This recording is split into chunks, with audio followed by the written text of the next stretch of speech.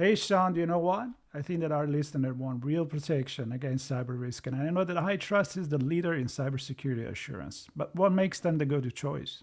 Well, according to our friends at HITRUST, because their framework covers 100% of the known tactics, techniques, and procedures, in 2024, organizations with a HITRUST certification had just a 0.59% incident rate, meaning 99.41 stayed breach free.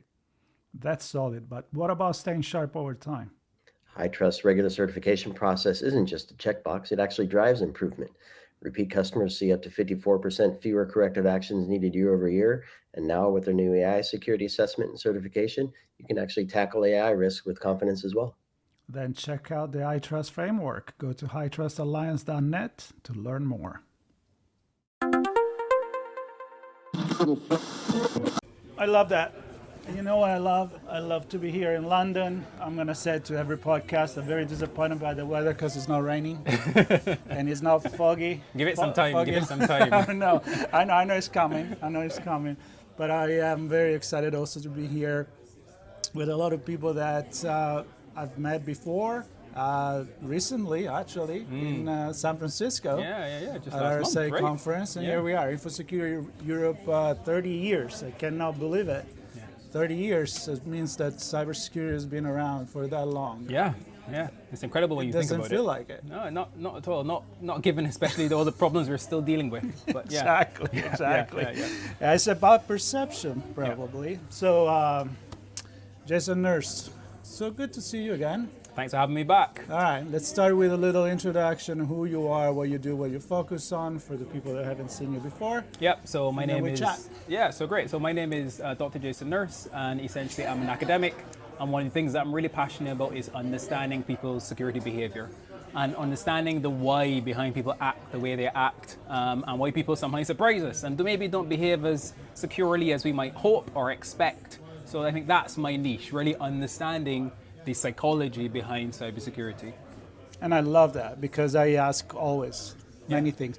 I look at more from a, let's say, at a higher level of a sociological impact. So, psychology is more about the individual, sociology is about the larger community, but there is social psychology, which is kind of connection with that. And I think we all interact together in a way, especially in a corporate environment.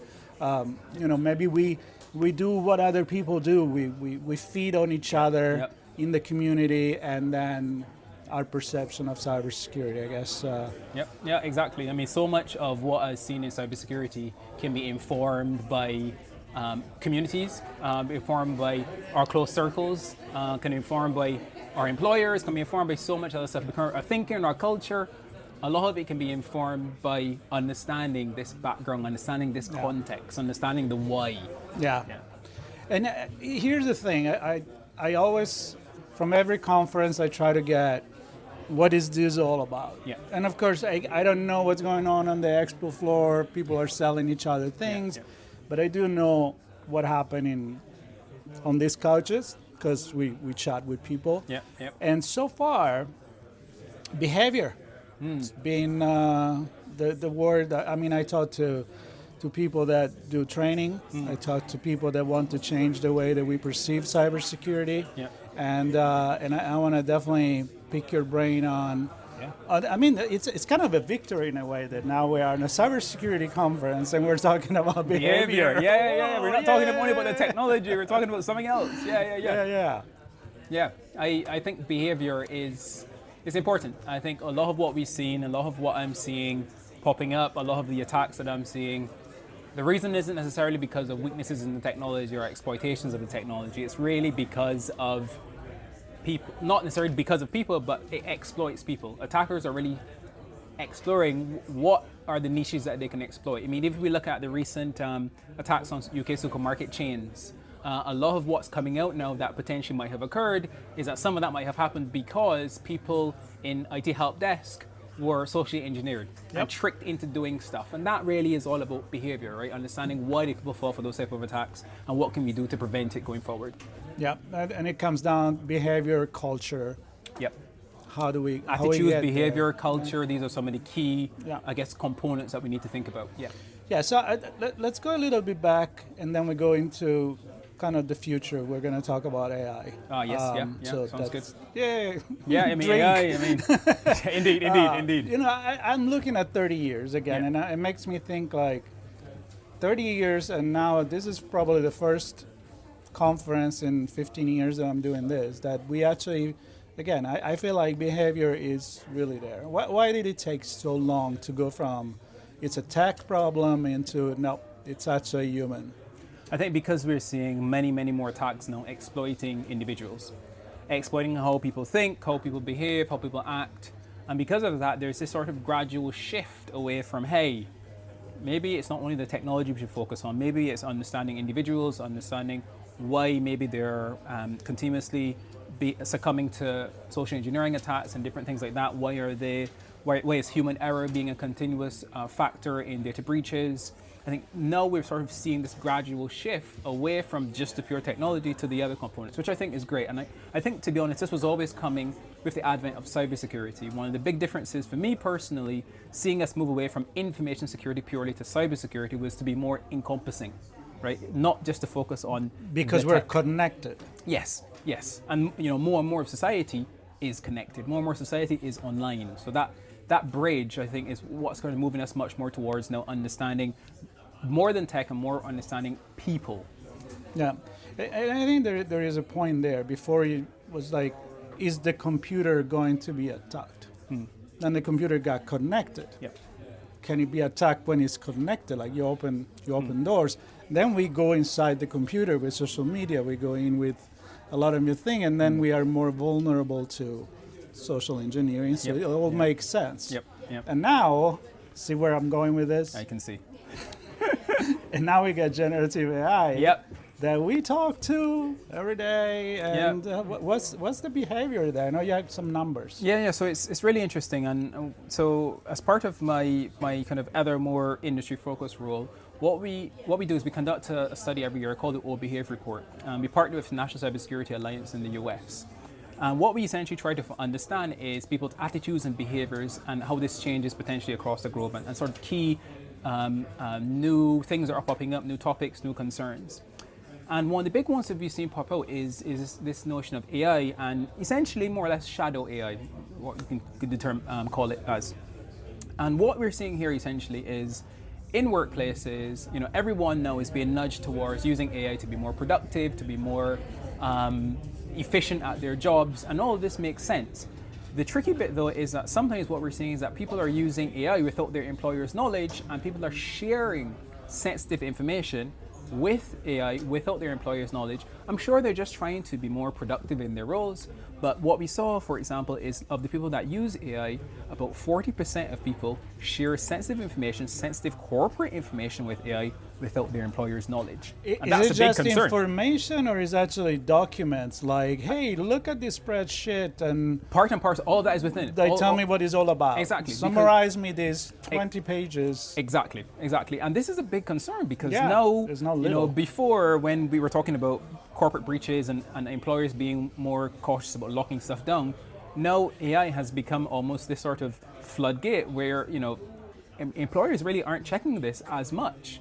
And they're in a really tricky position, because another interesting stat actually was that of the people that, looking at organizations, 52% of people had not been trained on safe or responsible AI use. So once again, big stat. I'm not surprised. Big stat. So this is why we're getting things exactly like this, where people are sharing this sensitive information, sharing this sensitive corporate information, thinking, of course, potentially that, hey, we just need to share this out there, we need to be more productive. But the reality is, it's a new vector of data loss, data leakage for organizations, which of course is a big concern. And okay, so two things I want to definitely touch before we end this. One is how corporate can or cannot control this. So one, it's like the school. Yeah. Do you ban completely the use of AI? AI? Do you take the phone and you leave it there, or you teach people how to use it in the research and writing their papers? Like, okay, it's a tool, use it wisely, right? So that's one. How do you interact with this? And the other one, I'm gonna ask you later. So first one, I would definitely suggest is really all about responsible use and helping people to understand how to use this technology to a benefit and to a way which doesn't compromise security, doesn't compromise confidentiality, and allows them to do their job, allows them to do their day-to-day. Because the reality is, AI is here. It can make our lives much more productive, much more efficient. So we need to leverage it. We need to leverage it wherever possible, but we need to leverage it responsibly. I think that's the key thing. People need to be made aware, helped to understand how can we use this stuff responsibly. And you cannot lock it. Like, you can block certain website from a browser. You can, zero trust. Yep. This, that. AI, can you even do that? Either you use it all. Yep. Or you don't use it. Yeah, this is the thing in that it's an interesting balance. I've seen some organizations try to approach the problem by having their own internal AI models. So saying you can use AI, but you need to use our AI, which is locked down, which is a bit more... down. Yeah. Unfortunately, this is often the real, unless they're paying big bucks to get full access to, it's less effective. And that's a big concern. But it's a tricky thing. I mean, I've seen more organizations popping up trying to maybe filter and sanitize what information goes into AI, but it's really this question of how do we balance this? Because we need to get the benefits from it, but how can we do this in a responsible way?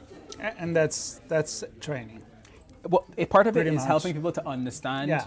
And then also just even use cases. How do we use this? How do we use this in an effective, efficient way and a responsible way that actually doesn't jeopardize the organization or themselves? Because many people will use AI at homes as well, in their personal lives, in their day-to-day. Yeah, and again, it's hard to block it when it's on your phone. Yes, I mean, one really quick example of this is I remember speaking to a friend a couple of weeks back actually, and he wasn't allowed to use AI at work. However, he had his personal phone. He could take pictures of the screen, upload pictures of stuff, and still get the processing that he needed done. Shadow AI, this is a big concern, right? It's more than shadow. Well, yeah, more than shadow. It's very much in the clear, isn't it? It's pretty much in the clear for sure. And we don't know how much organizations are looking out for issues yeah, like this. Yeah. Well, the other thing I'm curious, because you look at behavior and psychology. I mean, I read more and more, and I'm one of them. Yeah. I mean, I think I've started to develop a relationship with your my AI, yeah. because in order to do what I wanted to do, and I say, hey, help me to write this post, or help me to, I need to know. It needs to know that I'm sarcastic. Yep. I do sociology and technology. I do this, I do that, and it's starting to, it knows the name of my dogs and other things, and it's cute. Yep. Yeah. Right. Yep.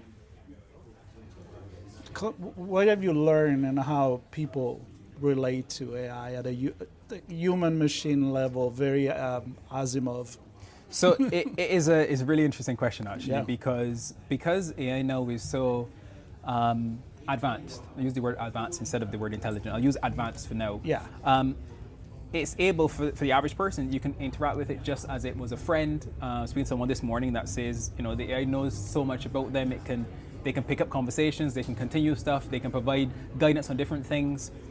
The tricky bit though is it creates sometimes a really weird relationship in that undoubtedly some people will kind of grow very attached to their AI, and there's questions there about, well, at what point does that become a problem? At that point, does that become a psychological problem? And then sometimes actually guidance provided by AI can be tricky. I was reading an article just actually yesterday, super interesting article.